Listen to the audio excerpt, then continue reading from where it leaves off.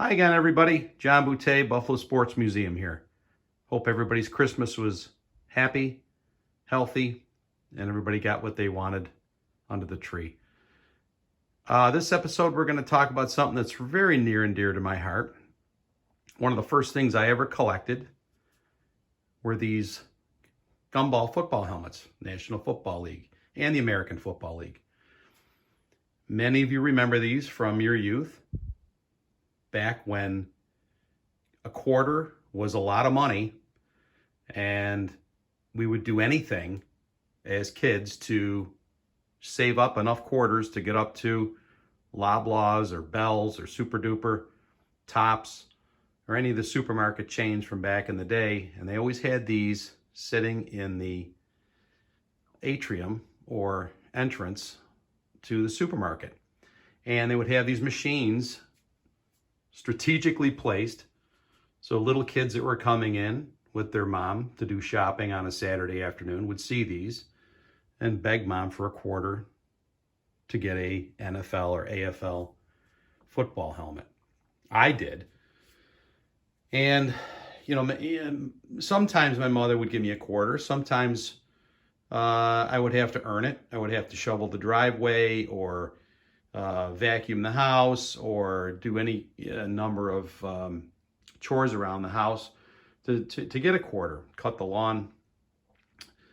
But it was always fun. And I always tell people this when I talk about these. This was the first exposure I ever had to gambling, because it really basically was gambling. You put your quarter in the slot, turn the handle, and one of these little helmets would come tumbling out in the little plastic circular container, and you would see who you got. And most of the time you would get a team that you already had, or a team that was boring, maybe like the Cleveland Browns that never had a logo on their helmet. But sometimes you'd get one of the good ones. You'd get one of these Buffalo Bills ones. That was always a hard one to get. Buffalo was always a hard one to get. It seemed San Francisco was the one I would get all the time. San Francisco, the 49ers, would be the one that would tumble out for me, and it would be disappointing because I think I had 5 or 6 49ers helmets before I had a Bills one. But we would get these at the supermarket and display them on our counters. Another way to get them, there were several ways to get them. One was to go to IHOP, International House of Pancakes. They would sell these for 24 cents plus tax. And that way you could actually, if they had it in stock, you could ask for the one that you needed. So that was a good way to get it also. And then another way to get it would be mail order. Mail order you would send away for a full conference or a division, like these boxes here. And you could plunk down $1.29 or whatever it was, and they would mail you this box filled with the helmets of the conference. This one here is the American Football League. This one's extremely valuable today. And this one came with the goalposts. Some of these came with goalposts. So that was another way to get it. And then I believe another company that had these were Ovaltine.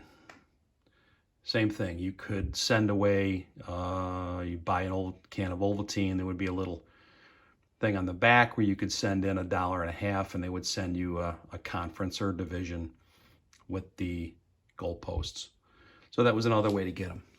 But, of course, the fun way to get it was to put the quarter in the slot, turn the handle, watch it come out, and see which one you got. Most of these can be found on eBay. There's only a few that are extremely valuable. There was this one here, the New Orleans Saints. The black New Orleans Saints one is a very hard one to find. They only released that for one season back in the 60s, and then they changed helmets to the now familiar goldish color. But that's a hard one to find. Sometimes this Redskins one is a tough one to find, when the Redskins used that helmet in 1970. But most of these other ones are fairly common to find. You know, like I said, the early AFL ones are probably the harder ones to find.